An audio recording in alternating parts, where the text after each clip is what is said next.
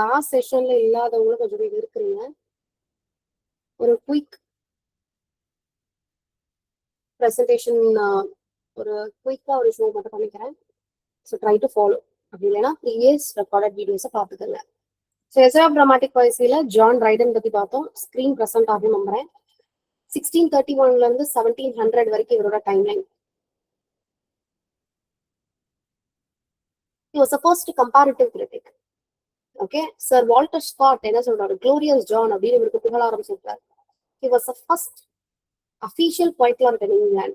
1668ல முதல்ல poet laureate official poet laureate appoint பண்ணப்படுறாரு. And வரலாற்றிலேயே எந்த ஒரு poet laureateயும் பதவியில இருந்து நீக்கிறது கிடையாது. அந்த ஒரு பெருமையும் ஜான் ரைடனுக்கு தான் போகும். சரிங்களா? So 1668ல appoint பண்ணப்பட்டிருப்பாரு. 1688 20 வருஷத்துல என்ன பண்ணிருப்பாங்க, பதவியில இருந்து நீக்கியிருப்பாங்க. இந்த பாயிண்ட்டும் ஞாபகம் வச்சுக்கோங்க.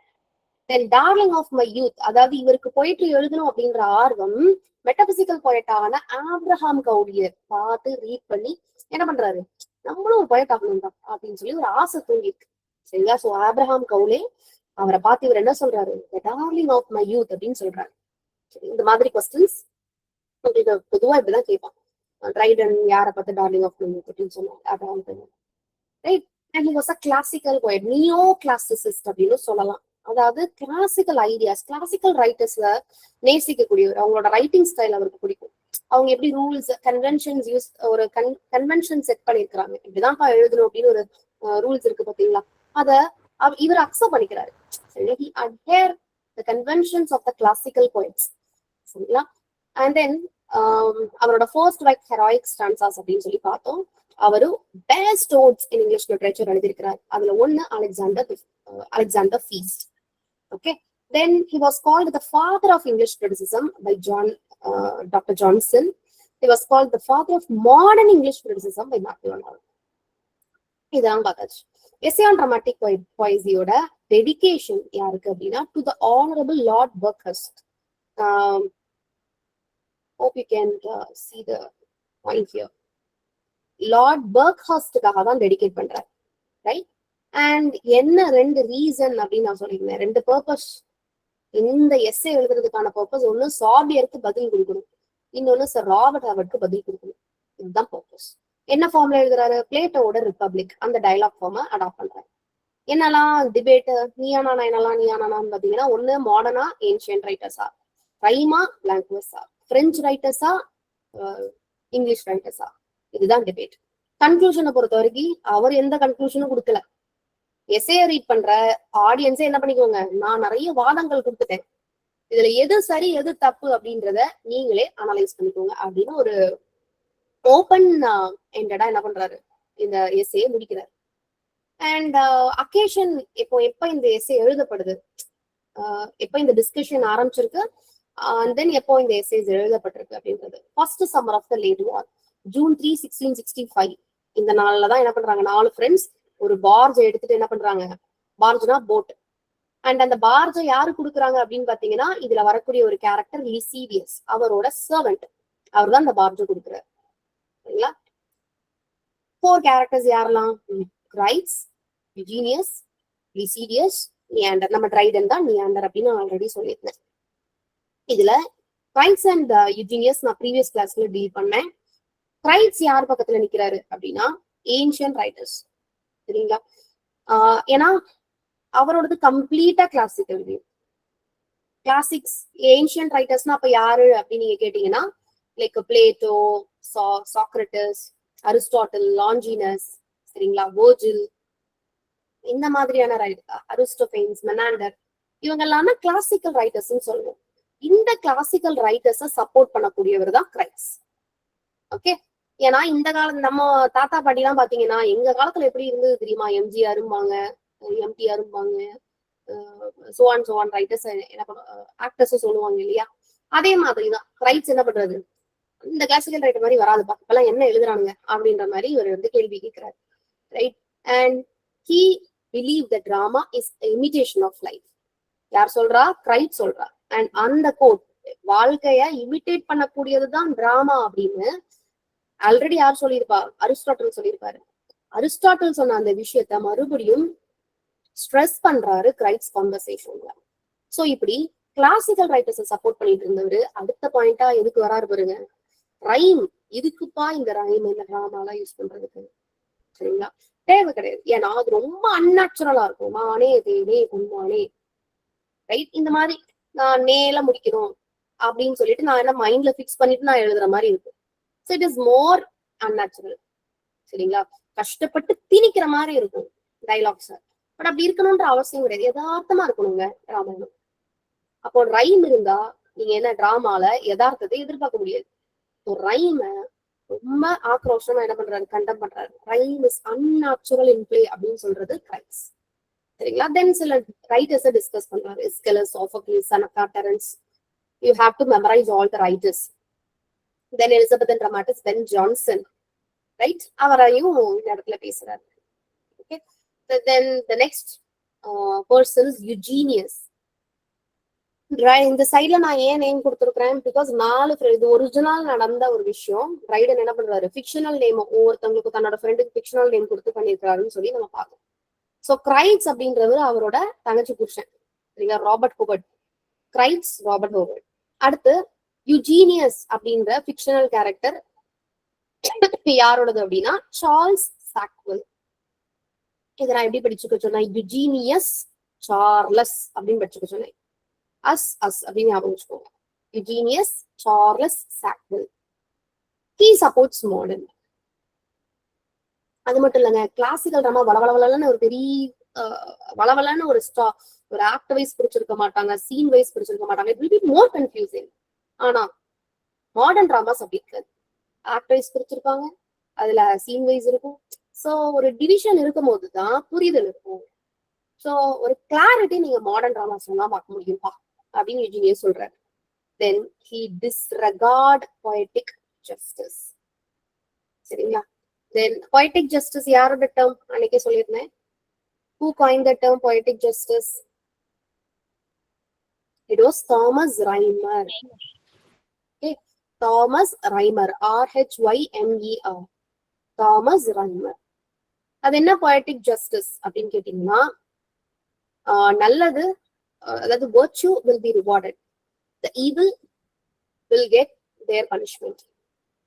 Harry Potter is a good example. நிறைய மூவிஸ் நீங்க எக்ஸாம்பிளா எடுத்துக்கலாம்.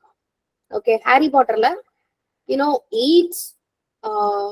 சாகா தானே, அடுத்தடுத்து பார்ட்ஸ் இருக்கும், 8 பார்ட்ஸ் இருக்கும் அந்த மூவில. ஒவ்வொரு பார்ட்ஸ்லயும் பாத்தீங்க அப்படின்னா சின்ன வயசுல இருந்து 15 அடல்ட்ஹுட் அட்டென்ட் பண்ற வரைக்கும் ஹாரி பாட்டருக்கு நிறைய அப்டக்கிள்ஸ் வந்துகிட்டே இருக்கும். ஓகே, பட் ஒவ்வொன்னையும் அவன் வந்து அண்டர்கோ பண்ணி அதுக்கப்புறம் தன்னை சுத்தி இருக்கிற நல்ல பீப்புளால என்ன பண்ணுவான், அவனும் அடுத்தடுத்து மேல டெவலப் ஆயிட்டே வந்துட்டு இருப்பான். அண்ட் தென் என்னடா நடக்க போகுது, ஒருவேளை ஹாரி பாட்டர் செத்து போடுவானா, வால்டமோர்ட் ஜெயிச்சிருவானா அப்படின்ற நம்மள கியூரியாசிட்டியில வச்சு கடைசியில வால்டமோர்ட் செத்து போற மாதிரி கெட்டவன் அழிறான், நல்லவன் பனிஷ் பண்ண sorry good will be rewarded, இல்லையா? சோ இதுதான் poetic justice அப்படின்னு நம்ம சொல்றோம். எல்லா மூவிலையும் அதான் உங்களுக்கு எண்டிங்கா இருக்க முடியும்.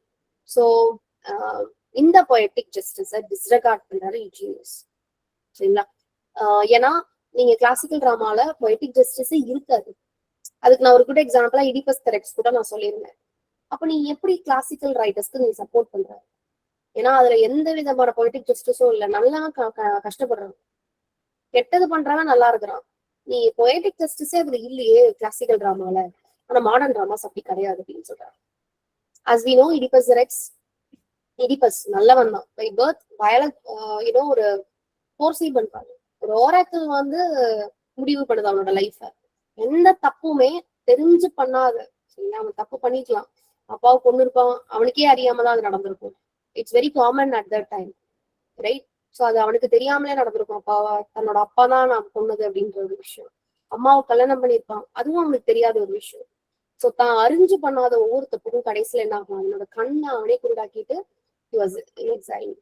அப்புறம் ஃபைனலா இறந்து போவான் அடுத்தடுத்த பாட்டுல.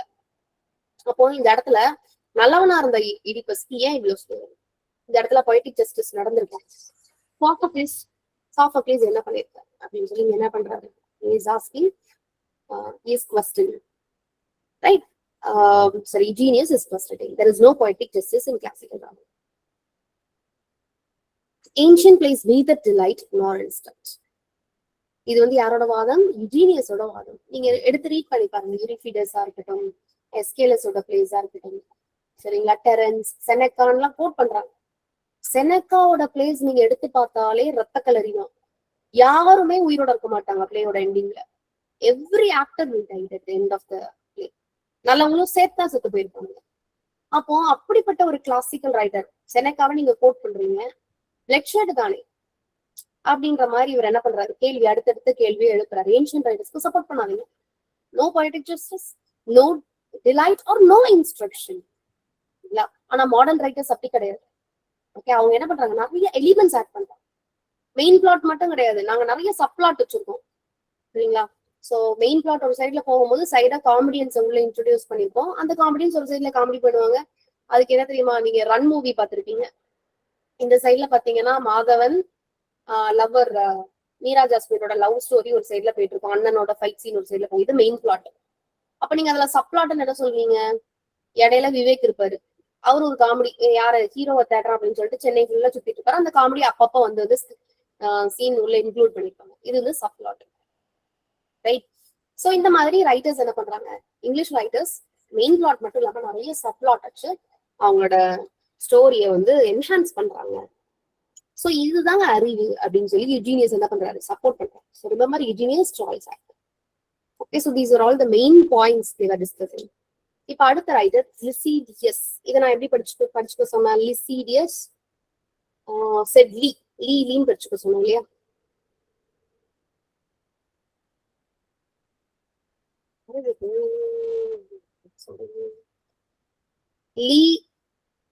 லீன்னு படிச்சுக்க சொன்னேன்.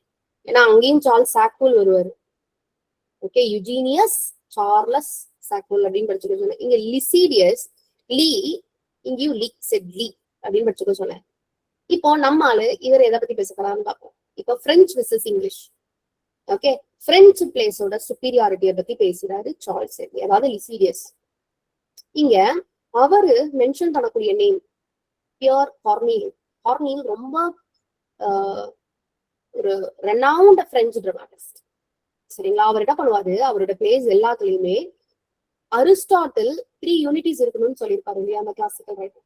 அதை அப்படியே ஃபாலோ பண்ணிருப்பாரு ஹார்னில். இந்த மாதிரி எவனாவது ஃபாலோ பண்ணிருக்கியாடா அப்படின்னு கேட்கிறாரு லிசிடியஸ் இங்கிலீஷ் டிராமாட்டிஸ்ட் பார்த்து. they strictly adhere to the poetic justice. அதே மாதிரி அவரோட பிளேஸ் பிரெஞ்சு டிராமாட்டிஸ்டோட பிளேஸ்ல எடுத்துக்கிட்டீங்கன்னா பொய்டிக் ஜஸ்டிஸ் இருக்கும். அதாவது நல்லவங்க ரிவார்ட் பண்ணப்படுவாங்க, கெட்டவங்க பனிஷ் பண்ணப்படுவாங்க. அதான் பொய்டிக் ஜஸ்டிஸ். அது பிரெஞ்சு பிளேஸ்ல இருக்கு அப்படின்னு சொல்றாரு லிசிடியஸ். அதே மாதிரி பிரெஞ்சு டிராமாட்டிஸ்ட் என்ன பண்ண மாட்டாங்க? they never mix tragedy and comedy. அதாவது இங்கிலீஷ்ல நீங்க பாத்தீங்கன்னா ட்ராஜடின்னு இருக்கும், காமெடின்னு இருக்கும். there is another genre called tragicomedy. You hope you have heard about it, right? So இந்த அதாவது ட்ராஜிக்கல் எலிமெண்ட்ஸ் இருக்கும், காமிக்கல் எலிமெண்ட்ஸும் இருக்கும். அதான் நம்ம ட்ராஜிகாமெடி அப்படின்னு சொல்லுவோம். சோ பிரெஞ்சு டிராமாட்டிஸ்ட் வந்து இந்த மாதிரி காமெடி ட்ராஜடியை மிக்ஸ் பண்ணுவோம். இன்னும் ட்ராஜடி இருக்கும், இல்ல காமெடி இருக்கும். அப்படிதான் மூவி இருக்கணும். ரெண்டு மிக்ஸ் பண்ணா அது என்னது விதமான ஜென்ரா அப்படின்ற மாதிரி கேள்வி கேட்கிறாரு இங்க லிசிடியஸ். So for this, they even alter the original situation. The English are not true to nature. English dramatists are not true to nature னு சொல்றாரு. நான் சிரிக்க வைக்கிறேன் அப்படின்னு சொல்லிட்டு என்ன பண்றாங்க? they make it ridiculous. Audience சிரிக்க வைக்கிறேன் அப்படின்ற பேர்ல காமெடியே கிடையாது, அதை காமெடின்னு சொல்லிட்டு திரியுறாங்க அப்படின்ற மாதிரி என்ன பண்றாரு? சாப்பிடுறாரு. There is no multiplicity of action and incident in French plays. ஒரு மெயின் பிளாட், அந்த பிளாட்டை தொடர்ந்தே தான் போகும். கதை ஃபுல்லாமே, கதைக்களம் ஃபுல்லாமே அந்த மெயின் பிளாட்டை டிபெண்ட் பண்ணி தான் இருக்கும். No multiplicity of plot. நான் அதுக்கு தான் எக்ஸாம்பிள் சொன்னேன், ரன் மூவி. சைட்ல வந்து ஒரு சைட்ல விவேக்கோட காமெடி போகும் அப்படின்னு சொன்னேன். இப்போ விவேக்கோட காமெடி நீங்க எலிமினேட் பண்ணீங்க அப்படின்னா அந்த மூவில ஃபுல்லா என்னது? Chasing, running, love, that will be the thing. Comedy அங்க இருக்காது இல்லையா? ஸோ பிரெஞ்ச் பிளேஸ் அப்படிதான் இருக்கும் அப்படின்னு சொல்றாங்க. No multiplicity in plots, only single action. That single action will drive the complete play. So இது அவரோட வாதம், லிசிடியஸோட வாதம். In French plays, one character is noble above the rest, but due attention is paid to every character. இது ரொம்ப பிளஸ்ஸா சொல்லுவாருங்க லிசிடியஸ். அதாவது English டிராமால ஒரு main character இருப்பாங்க, இல்ல ஒரு நாலு மெயின் கேரக்டர் இருப்பாங்க. 15-20 அடிஷனல் கேரக்டர்ஸ் இருக்கும். ஆனா அந்த 4 மெயின் கேரக்டருக்கு மட்டும் தான் முக்கியத்துவம் இருக்கும். மத்தவங்க எல்லாம் ஜிஜிபி மாதிரி பின்னாடி உட்காந்துக்க மாட்டீங்க. இது வந்து இங்கிலீஷ் டிராமாவோட நிலைமை அப்படின்னு சொல்றாரு. சொன்னவர் பிரெஞ்சு டிராமா வேணும்னு சொல்றாரு. கேரக்டர்ஸ் கம்மி, மெயினான கேரக்டர் நோபலான பர்சனா இருப்பாங்க. ஆனா அட்டென்ஷன் அப்படின்றது எத்தனை கேரக்டர்ஸ் இருக்காங்களோ எல்லாத்துக்கும் equally that will be given. Okay, so ஒருத்தங்களை ஏத்தி ஒருத்தங்களை இறக்குற மாதிரி எல்லாம் பிரெஞ்சு பிளேஸ் இருக்காது. Attention is given to everyone equally அப்படின்னு சொல்றாரு. Then they prefer emotions over plots. Violent actions இருக்காது பிரெஞ்சு பிளேஸ்ல.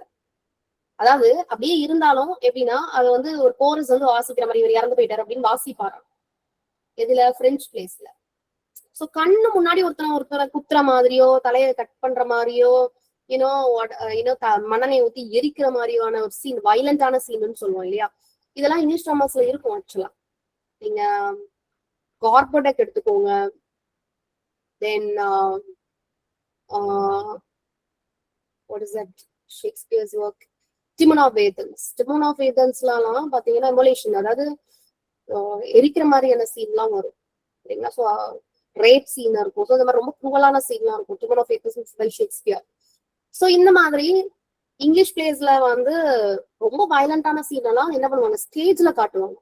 ஆனா பிரெஞ்சு பிளேஸ்ல நாங்க அப்படிலாம் காட்ட மாட்டோங்க அப்படின்னு யார் சொல்றா, லிசிடியே சொல்றாரு. Violent actions takes place off stage. இல்லைன்னா ஏதோ ஒரு மெசேஜர் வந்து சொல்லிட்டு போற மாதிரி இருக்கு, இப்படிதாங்க இருக்கணும் அப்படின்னு சொல்றாரு. அது மட்டும் இல்லைங்க, French use rhyme which is to be preferred over English language. Rhyme is best rather than blank verse அப்படின்னு என்ன பண்றாரு, ஈஸியே சொல்றாரு. Then very important point, who gave definition of drama in essay of dramatic poesy அப்படின்னு கேட்டாங்கன்னா நம்ம பக்கத்துல ஆப்ஷன்ல நீயான்றோம் இருக்கு. நம்ம ரைடர் தான் டெஃபினிஷன் கொடுப்பாரு நம்ம நினைச்சுப்போம். But remember the character Lisideius gave definition for drama in essay of dramatic poesy. என்ன டெஃபினிஷன் கொடுக்குறாரு பாருங்க, drama as just and lively image of human nature. Okay, he says that drama just and lively image of human nature representing its passions and humors, changes of fortune to which it is subject for the delight and instruction of mankind. அப்ப point என்ன, lively image of human nature, delight and instruction of mankind. இதுதான் drama அப்படின்னு ஈஸியே சொல்றாரு. Okay, ஓவராலா சில points மறுபடியும் repeat பண்றேன், என்னோட சேர்ந்து நீங்களும் ரிப்பீட் பண்ணுங்க. நம்ம லிசிடியஸ் என்ன பண்றாரு, பிரெஞ்சுக்கு சப்போர்ட் பண்றாரு. நிறைய மெயின் பிளாட்ஸ் எல்லாம் போட்டு முக்க போட்டோம், நிறைய சப் பிளாட்ஸ் எல்லாம் போட்டு என்ன பண்ண மாட்டாங்க, பிரெஞ்சு ரைட்டர்ஸ் பிளே பண்ண மாட்டாங்க. கார்னி, பிரெஞ்சு ரைட்டரான கார்னில செலிப்ரேட் பண்றாரு. அவர் 3 யூனிட்டிஸையும் ஃபாலோ பண்ணுவாரு அப்படின்னு 3வது பாயிண்ட் இதையும் சொல்றாரு. தென் பொய்டிக் ஜஸ்டிஸ் வந்து எல்லா பிரெஞ்சு பிளேஸ்லயும் இருக்குன்னு சொல்றாரு, இது 4th பாயிண்ட். தென் எல்லா கேரக்டருக்கும் சமமான முக்கியத்துவம் இருக்கும் பிரெஞ்சு பிளேஸ்ல, இங்கிலீஷ் பிளேஸ் மாதிரி இருக்காது அப்படின்னு சொல்றாரு. 6வது பாயிண்ட் என்ன, ஸ்டேஜ்ல ரொம்ப பெரிய வயலண்ட் எல்லாம் என்ன பண்ண மாட்டாங்க, காட்ட மாட்டாங்க. அது ஐதர் மெசேஜஸ் இல்லைன்னா கோரஸ், ஏதாவது ஒரு விதத்துல வந்து ஆடியன்ஸ்க்கு தெரியப்படுத்தப்படும். அண்ட் தென் ரைம் தாங்க பெஸ்ட் அப்படின்னு சொல்றாரு, பிளாங்க் வேர்ஸை விட அப்படின்னு சொல்றாரு. இது பாயிண்ட் நம்பர் 7. 8th பாயிண்ட் என்னது, டெஃபினிஷன் ஆஃப் பிளே இவர் தான் கொடுக்குறாரு. It is drama is just and lively image of human nature, delight and instruction of mankind. So remember all the 8 points of Lycidius. That is Charles Dickens. Okay, இவர் சொல்லி முடிச்சிட்டாரு. இவருக்கு பதில் சொல்ல வராது யாரு, நம்ம நியாண்டர் ரைடன். என்ன சொல்றாரு பாருங்க, he advocates superiority of English over French emotions. வந்துட்டாரு. இப்பதான் நம்மளால எதை பத்தி பேச போறாரு, பிரெஞ்சு தாங்க சுப்பீரியாரிட்டி, நீ பிரெஞ்சு எடுத்துக்கோ, ஏன்ஷியன்ட் ரைட்டர்ஸ் எடுத்துக்கோ, எவனும் பக்கத்துல வர முடியாது, நாங்க தாங்க பெஸ்ட் அப்படின்றாரு ட்ரைடன். எதுக்கு இப்ப எதெல்லாம் அவர் சொல்ல போறாருன்னு English place display a richness of humor, சரிங்களா, நல்ல ஹியூமரஸா இருக்கும். For him, Elizabethans fulfill the drama's requirement, that is imitation of life as Aristotle says. ஒவ்வொரு எலிசபெத்தன் ரைட்டருக்கும் என்ன பண்ணிருக்கிறாங்க, நீங்க எல்லாம் வாதம் பண்ணீங்களே அரிஸ்டாட்டில் வந்து இமிடேஷன் ஆஃப் லைஃப்னு சொல்லிருக்காரு, அதை பிரெஞ்சு தான் ஃபாலோ பண்றாங்க, ஏன்ஷியன் தான் ஃபாலோ பண்றாங்கன்னு சொல்றீங்களா, அப்படிலாம் ஒண்ணும் இல்லைங்க. எலிசபெத்தன் ரைட்டர்ஸ், இங்கிலீஷ் ரைட்டர்ஸ் என்ன பண்ணிருக்காங்க, they imitate life, they celebrated the real people. You just take measure for measure, 12th night as you like it. You know ஷேக்ஸ்பியரோட ரோமியோ ஜூலியட், இப்ப நான் சொன்ன இது எல்லாமே ஷேக்ஸ்பியரோட பிளேஸ் தான். எல்லாமே ரியலா ஒரு இங்கிலீஷ் பீப்புளை ரெப்ரசன்ட் பண்ண மாதிரி தான் இருக்கும். ரோமியோ ஜூலியட் உண்மையான ஒரு காதல் கதை தான், சரிங்களா? அதே மாதிரி ஆஸ் யூ லைக் இட் லைஃப நேச்சரோட ஒன்றி என்ன பண்ணிருப்பாரு, ஆஸ் யூ லைக் இட்லயும் சரி 12th நைட்லயும் சரி அசோசியேட் பண்ணி பேசியிருப்பாரு, சரிங்களா? டெம்பஸ்ட் ஸ்டோரி என்ன, யூனோ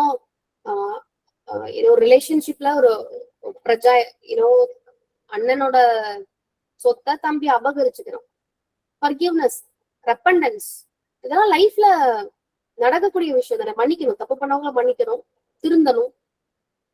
இது எல்லாமே டெம்பஸ்ல நீங்க பார்க்கலாம். காதலா டெம்பஸ்ல நீங்க பார்க்கலாம், நேச்சரா நீங்க வந்து பார்க்கலாம். இப்படி லைஃப்ல நிறைய இமோஷன்ஸ் இருக்கு.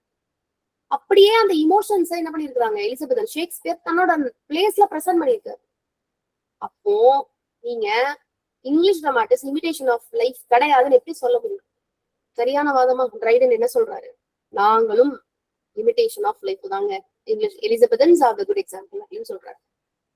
French drama raises perfection but has no soul or emotions because it focuses only on the plot.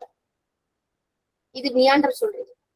French ரொம்ப குதிக்காத, ஆனா பிரெஞ்சு பொறுத்த வரைக்கும் பெர்ஃபெக்ஷன் இருக்கணும்னு எதிர்பார்க்கறாங்க. பிளாட், ஸ்டோரி, ஆக்ஷன் இதெல்லாம் ஓகே, ஆனா அதுல உயிர் இருக்காதுங்க அப்படின்றது நியாண்டரோட வாதம். அண்ட் இப்பதான் நம்ம பார்த்தோம் லிசிடியஸ் என்ன சொல்றாரு, ஒண்ணு டிராஜடி எழுது, அப்படி இல்லைன்னா காமெடி எழுது, நீ என்ன எழுதுற ரெண்டுத்தையும் சேர்த்து அப்படின்னு சொல்லி கேட்கிறாரு இல்லையா லிசிடியஸ். அப்ப நியாண்டர் பதில் சொல்றாரு, ஏங்க இங்கிலீஷ் டிராமாட்டிஸ்ட் உருவாக்குன ஒரு பெஸ்ட் ஜான்ரா தான் ட்ராஜிக் காமெடி. ட்ராஜிக்கல் எலிமெண்ட்ஸ் இருக்கும், காமிக்கல் எலிமெண்ட்ஸ் இருக்கும் பிளேஸ்ல. So for Neander, tragic comedy is the best form of drama. Both the sadness as well as joys are heightened. Okay, hence it is closest to life. வாழ்க்கைனா என்ன, சந்தோஷமும் இருக்கும் துக்கமும் இருக்கும். வாழ்க்கை ஃபுல்லா ட்ராஜடியும் இருக்காது, வாழ்க்கை ஃபுல்லா காமெடியும் இருக்காது. வாழ்க்கையில இமிடேஷனும் இருக்கும், சாரி ட்ராஜடியும் இருக்கும், காமெடியும் இருக்கும். அதுதான் நீ தான் இமிடேஷன் ஆஃப் லைஃப்னு சொல்ற. லைஃப்ல ரெண்டும் தான் இருக்குமே, அப்ப நீ ஏன் ட்ராஜிக் காமெடி அக்செப்ட் பண்ணிக்கணும்? சரியான கேள்வியா, சூப்பரா கேட்கிறாரு நியாண்டர். Tragic comedy is the best form of drama. Both sadness as well as joy are heightened, set side by side, which is closest to life. Beautiful point. He believes that subplots enrich the drama. நீங்க run movie பார்க்கும்போது love, chase, fight sequence மட்டும் இருந்தா நமக்கு அது பார்க்கறதுக்கு பிடிக்குமா? கொஞ்சம் comedy இருக்கணும். விவேக்கோட காமெடி ஹைட்டண்டா இருக்கும், ரைட்? நீங்க சந்திரமுகி மூவி அது ஒரு காத்திக் ஃபிக்ஷனாவே இருக்கட்டுமே, நீங்க வடிவேல் இல்லைன்னா அதை ரசிக்கவே முடியாது அந்த Chandramukhi movie part 1, right? So அந்த மாதிரி அந்த காமிக்கல் எலிமெண்ட்ஸ் வந்து அந்த காத்திக் அப்படின்ற ஸ்டோரிக்கு அப்படி ஒரு பவர்ஃபுல்லான ஒரு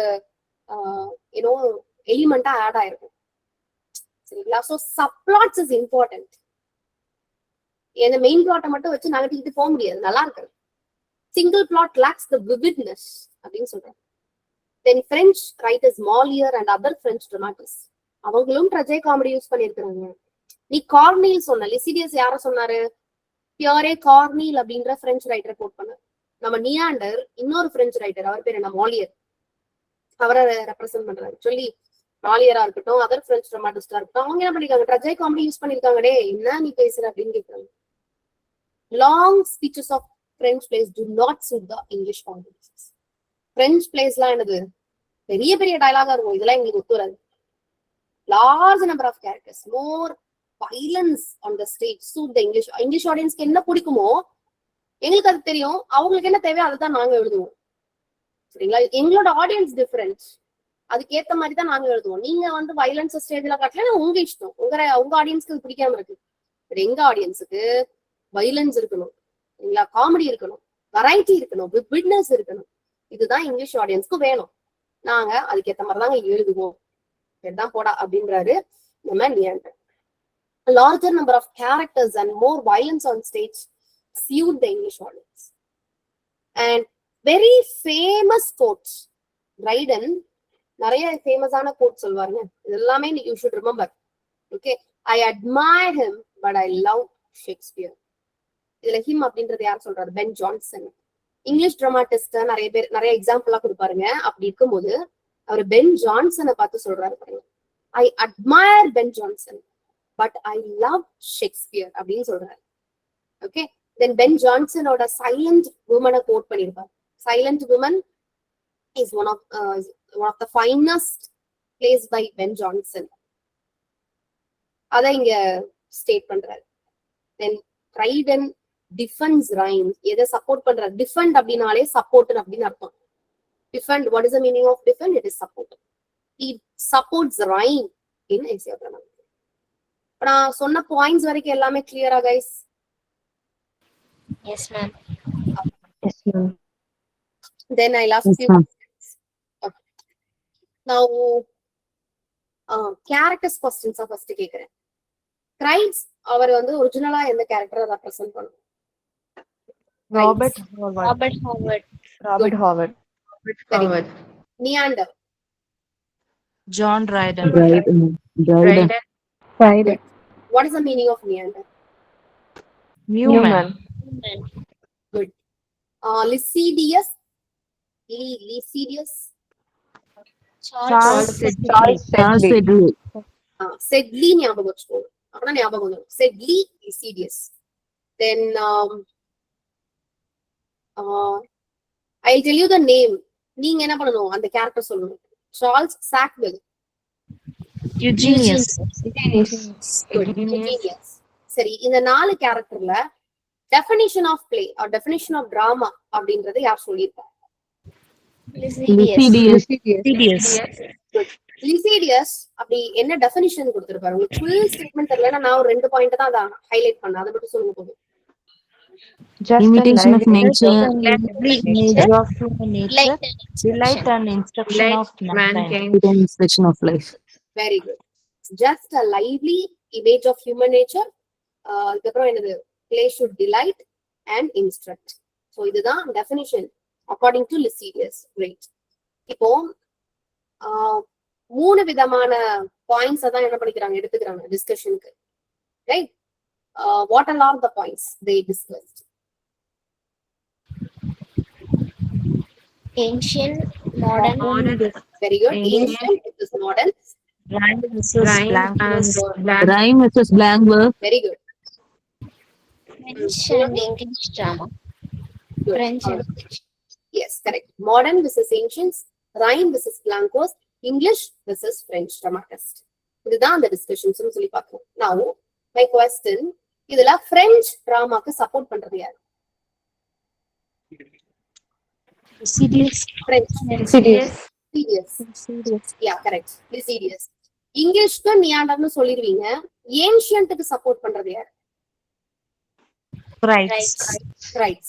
முதல் ஆளே அவர்தான் இல்லையா? கிரைட்ஸ் தான் பேசுறாரு. ஏன்ஷியன்ட்டை சப்போர்ட் பண்ணி பேசுறாரு.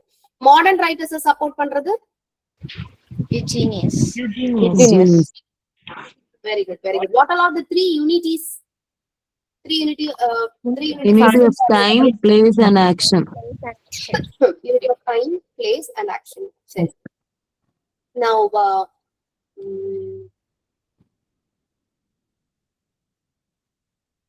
I love him but I love Shakespeare. Him stands for refers Ben Jonson. Very good. Dryden, I admire Ben Jonson but I love Shakespeare அப்படின்னு சொல்லியிருப்பாரு. இது கூட உங்களுக்கு இந்த மாதிரியும் கேக்குறாங்க. சோ அதையும் பார்த்து வச்சுக்கிறது நல்லது. Analysis, silent women,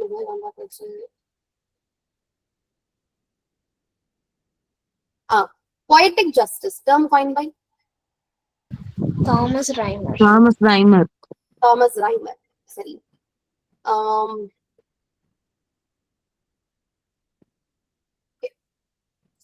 ஒரு ஜான்ராவை வந்து சாடி இருப்பாங்க இல்லையா? இங்கிலீஷ்ல வந்து இந்த ஜான்ரா தேவையே இல்லை, என்ன ஜான்ரா அப்படின்னு சொல்லியிருப்பாங்க இல்லையா? லிசிடியஸ். நீங்க பிரெஞ்ச் பிளேஸ்ல நீங்க ட்ராஜடி காமெடி கிடையாது. ஒரு ட்ராஜடில காமெடி எழுதுங்க. இமிடேஷன் ஆஃப் லைஃப்னு சொல்லுவாங்க. அதான் அழகா அவர் என்ன பண்ணிருப்பாரு, அவர் வாயில இருந்தே பிடிங்க ஆன்சர் பண்ணிருப்பாரு நியாண்டர். சரி, இப்ப நம்ம அடுத்து பார்க்கலாம். அடுத்து இம்பார்ட்டன்டான கோட்ஸ் இதெல்லாம் அப்படியே படிச்சுக்காங்க. இதான் கம்பேரிட்டிவ் கிரிட்டிசிசம் அப்படின்றது. Shakespeare had the largest and the most comprehensive soul said by அப்படின்னு கேட்பான். யார் சொன்னோம்? The most comprehensive soul. He was naturally learned not through books but by the reading of nature and all her images. He looked inward and found her there. நீங்க ஷேக்ஸ்பியரை பொறுத்த வரைக்கும் அவர் மிகப்பெரிய அவரோட டைம்ல பாத்தீங்கன்னா university with who studied in Oxford, who studied in Cambridge. மிகப்பெரிய யூனிவர்சிட்டியில படிச்சு லேர்ன்ட் பீப்புளா இருக்காங்க. ஆனா அவங்க எல்லாத்தையும் அடிச்சு சாப்பிடுற மாதிரி யாரும் எழுதிருக்காங்க? William Shakespeare, the most celebrated dramatist of the time. அவர் என்ன பண்ணல? பெரிய பெரிய யூனிவர்சிட்டிக்கு போயெல்லாம் அவர் என்ன பண்ணல? நேச்சரை படிச்சுக்கல. சரிங்களா? அவரை பொறுத்த வரைக்கும் நேச்சரை அவர் பாக்குறாரு, அவர் விட்னஸ் பண்றாரு, அதை ரசிக்கிறாரு, அப்படியே மனசுக்குள்ள எடுத்துறாரு, எழுதுறாரு. So this is what William Shakespeare was naturally learned, not through books. That's why he was called Shakespeare the largest and the most comprehensive soul. Understandable. அவரு எல்லாம் எதை பத்தினாலும் நீங்க கொடுங்க, எதை பத்தினாலும் ஈஸியா அவர் என்ன பண்ணுவார்? கையில டிராமா எழுதி கையில கொடுத்துருவார்.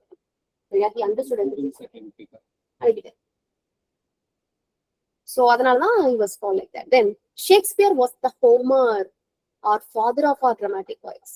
So remember, who was compared to Homer அப்படின்னு கேட்கலாம். either Ben Jonson or William Shakespeare ஆன அப்போ வைப்பான். அப்ப நமக்கு அதுல ஒரு கிளாரிட்டி இருக்கணும். So Shakespeare was the Homer and he was called father of our dramatic poets. அதே மாதிரி Ben Jonson was compared to Virgil. இதாங்க கம்பேரிட்டிவ் கிரிட்டிசிசம். ஷேக்ஸ்பியரை ஹோமரோட கம்பேர் பண்ணிருப்பாரு. ஹோமரோட ரைட்டிங் ஸ்டைலோட கம்பேர் பண்ணி அதுக்கு எக்ஸாம்பிள்ஸ் கொடுத்திருக்காரு. அதே மாதிரி Ben Jonson Virgil, Italian writer, சரிங்களா? வெர்ஜிலோட கம்பேர் ரோம் ரைட்டர், அதான் ரோமன் போய்ட்ஸ் வெர்ஜில், அவரோட கம்பேர் பண்ணிருப்பாரு. The pattern of elaborate writing.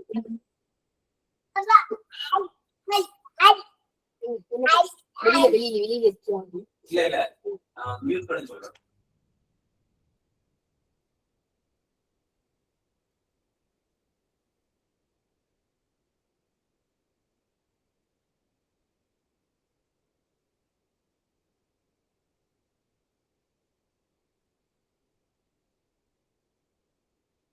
I'm apt to believe the English language is at its highest perfection.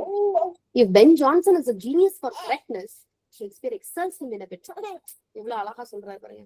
I'm apt to believe the English language in them arrived at its highest perfection. அதாவது pen Johnson, Shakespeare ரெண்டு பேர் கையில English லாங்குவேஜே என்ன இருக்கு? அதோட highest perfection attain பண்ணிருக்குன்னு சொல்றாரு. அப்போ எப்படி அவரு ஒரு ரேஷியஸ் ரீடரா இருந்திருப்பாரு பாருங்க. ஏன்னா if Ben Jonson is a genius for correctness, Shakespeare excels him in bits.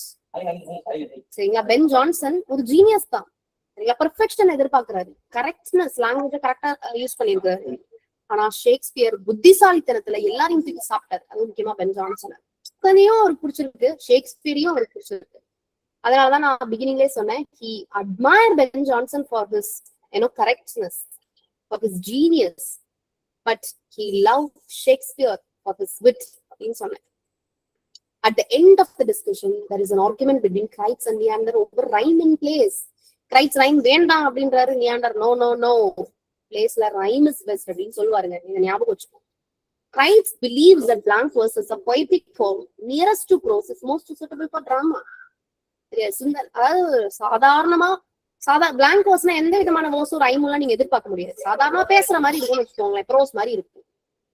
அப்போ கிரைட்ஸ் என்ன சொல்றாரு? பிளாங்க் வேர்ஸ் அதாவது நேச்சுரலா இருக்குங்க, ஒரு கான்வர்சேஷன் மாதிரி, சாதாரணமா பேசுற மாதிரி நீ நான் டிராமா எழுதுனாதான் அது நேச்சுரலா இருக்கும். அப்ப பிளாங்க் வேர்ஸ் தான் சூட்டபிளா இருக்கும், சரிங்களா? தேனிலா, பால் நிலா, கல்யாண தேனிலா சாங் ஒரு நல்லா இருக்கும். அந்த சாங் நீங்க பாத்தீங்கன்னா அதுதான் it's a very good example for rhyme. So Neander என்ன சொல்றாரு? As it briefly and clearly explains everything. சரிங்களா?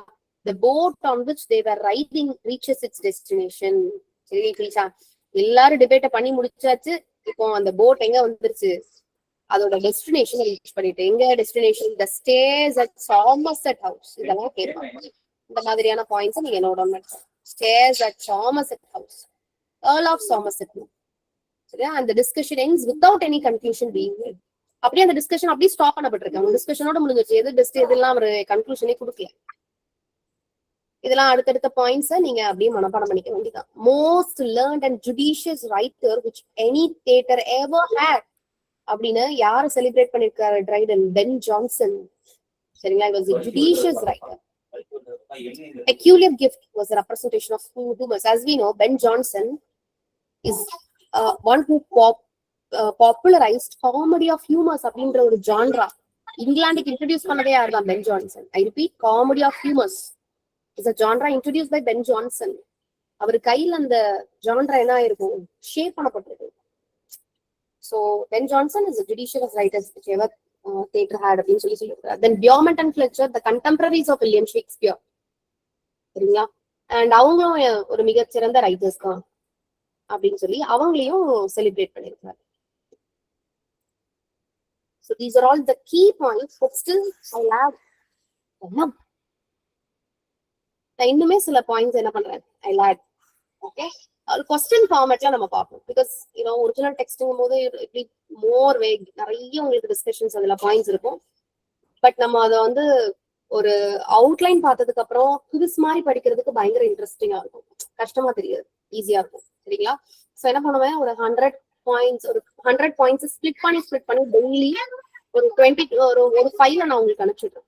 நீங்க என்ன பண்ணணும், 20 பாயிண்ட்ஸா அதை ஸ்பிளிட் பண்ணி you have to study in daily basis. சரிங்களா? ஸோ 5 daysல அந்த 100 பாயிண்ட்ஸும் நம்ம படிச்சு முடிச்சிடலாம். ஐசியா டிராமாட்டிக் போய்ஸி கவர் ஆயிடும்.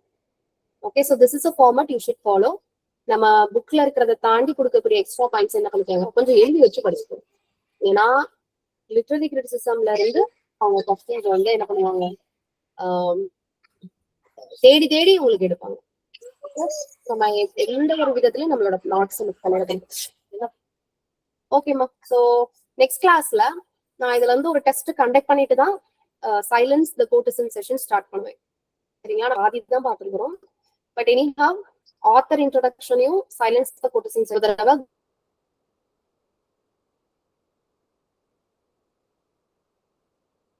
please Saturday. This portion. Already to mention. Thank you. Thank you. Thank you, ma'am. Thank you. Thank you.